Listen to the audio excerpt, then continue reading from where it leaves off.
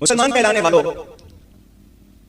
آپ سے دنیا کھیل رہی ہے، کچھ مولوی بھی کھیل رہے ہیں۔ آپ سے قبر میں یہ نہیں پوچھا جائے گا آپ میٹرک جس ہستی کو دیکھ رہے ہو ان کے بارے میں کیا کہتے تھے، جو آئے جو مرضی کہتے ہم اس کے پیچھے لگ جائیں۔ غوث کے ماننے والے ادھر ادھر دیکھیں، غوث کے ماننے والے ادھر ادھر دیکھیں، غوث کے ماننے والے ادھر ادھر دیکھیں۔ غوث کو دیکھنے کے بعد ادھر ادھر دیکھنے کی ضرورت نہیں۔ یہ بہت بڑی بیماری ہے اور اس کا علاج بھی بہت ضروری ہے۔ ایک تو خوارج کا ایٹیچیوڈ ہے کہ ہم مسلمانوں کی کچھ غلطیاں دیکھ کر ان پر کفر اور شرک کے اور گستاخ رسول کے فتوے لگائیں، اور دوسرا جو صحابہ کرام علیہم رضوان کا منہج ہے، جو اہل سنت کی فکر ہے، وہ یہ ہے کہ کسی کی غلطی اس پر پوائنٹ آؤٹ کی جائے، اس کے بعد اس کا معاملہ اللہ کے سپرد کر دیا جائے۔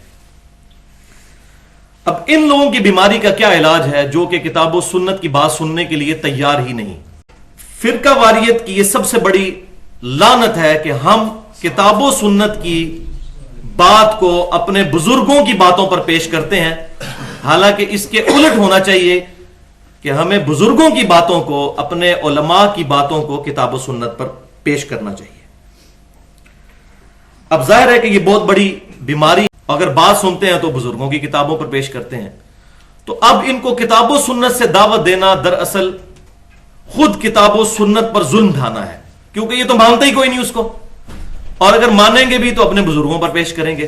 لہٰذا ان کے لیے کوئی اور علاج ہونا چاہیے، اور اللہ تبارک و تعالیٰ نے اسی لیے قرآن پاک میں ایک آیت ایسی نازل فرمائی کہ جو لوگ اسلام کی دعوت دینے والے لوگ ہیں ان کو گائیڈ لائنز اس ایک آیت میں سے مل جاتی ہیں کہ کیا ایٹیچیوڈ ہونا چاہیے ایک دعوت دینے والے داعی کا، اور وہ ہے سورۃ النحل کی آیت نمبر 125۔ بسم اللہ الرحمن الرحیم، ادعو الی سبیل ربک بالحکمہ والموعظۃ الحسنہ وجادلہم باللتی ہی احسن۔ یہ نبی صلی اللہ علیہ وسلم کے ذریعے سے امت کو سکھایا جا رہا ہے کہ اللہ کی طرف بلاؤ حکمت کے ساتھ اور اچھے واعظ کے ذریعے۔ اب کچھ لوگ جو ہیں وہ حکمت کی باتوں سے اٹریکٹ ہو جائیں گے، اور کچھ لوگوں کی کیٹیگری ایسی ہے جو کہ اچھا واعظ سن کر اٹریکٹ ہوتے ہیں، لیکن تیسری قسم کے لوگ وہ ہیں کہ جو اپنے فرقوں کے بزرگوں کو بچانے پر تلے ہوئے ہیں، ان کے نام پر چندے اکٹھے کر کے اپنی روٹی روزی چلا رہے ہیں، وہ کبھی بھی کتاب و سنت کی بات نہیں مانیں گے۔ ان کے لیے تیسری کیٹیگری کے لیے آیا وَجَادِلْهُمْ بِالَّتِي هِيَ أَحْسَنُ، ان کے ساتھ مجادلہ کرو لیکن احسن طریقے کے ساتھ، گالی گلوچ کے ساتھ نہیں، احسن طریقے کے ساتھ۔ اب یہ مجادلہ کیا ہے؟ انگلش میں اس کو کہتے ہیں ڈیبیٹ کرنا، علمی دلائل سامنے رکھنا، ترکی بترکی جواب دینا جس کو ہم اردو میں کہتے ہیں، اور بسا اوقات اس فیلڈ میں سب سے زیادہ افیکٹو ہی یہی چیز ہوتی ہے۔ کچھ لوگ ایسے ہوتے ہیں جو بات ہی اس صورت میں مانتے ہیں جب ان کو ترکی بترکی مجادلے کے ساتھ الزامی جواب دیا جائے۔ اس کو فلسفی کی لینگویج میں کہتے ہیں لاجیکل آنسر، اور اردو میں ہم کہتے ہیں الزامی جواب، اور اس کی میں نے پنجابی میں ٹرانسلیشن کی ہے پھکی۔ اور اب ایک اور بڑا اپروپریٹ ورڈ ملا ہے سائنٹیفک لنگوسٹک میں، اور وہ ہے اینٹی وینم۔ کوبرا سانپ جب کسی کو کاٹ جائے تو اس کے زہر کا علاج کسی دوائی سے نہیں ممکن۔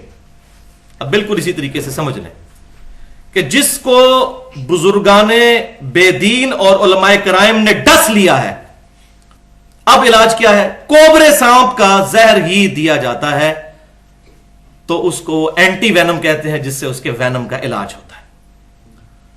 تو اب اس صورتحال میں ان لوگوں کا علاج بھی اینٹی وینم ہے، اور وہ الحمدللہ اینٹی وینم اس مجادلے کے لیے 4 ریسرچ پیپر میرے الحمدللہ چھپ چکے ہیں۔ انٹرنیٹ پہ بھی ہماری اہل سنت پاک .com ویب سائٹ پر بکس اینڈ ریسرچ پیپرز کا جو عنوان ہے اس کے اندر یہ رکھے ہوئے ہیں، اور یہ بڑے ہی آزمودہ ہیں۔ ہر ریسرچ پیپر تقریباً 2.5 سے 3 MB کی PDF فائل ہے، وہ مفت ڈاؤن لوڈ کی جا سکتی ہے۔ تو انہی کی بنیاد پر میں یہ کہتا ہوں کہ میری باتیں چھپی ہوئی نہیں ہیں، چھپی ہوئی ہیں، اور الحمدللہ اس سے بھی ایک ورژن آگے ویڈیوز میں موجود ہے۔ آج کل بعض لوگ جو ہیں وہ چھپ چھپا کے میری کالز ریکارڈ کرنے کی کوشش کرتے ہیں، پھر نیٹ پہ چڑھاتے ہیں۔ الحمدللہ اس سے اور ہی فائدہ مجھے ہوتا ہے، کیونکہ ہم ظاہر اور باطن میں ایک ہیں۔ جو بات لوگوں کے سامنے کرنی ہے وہی فون کال پہ کرنی ہے.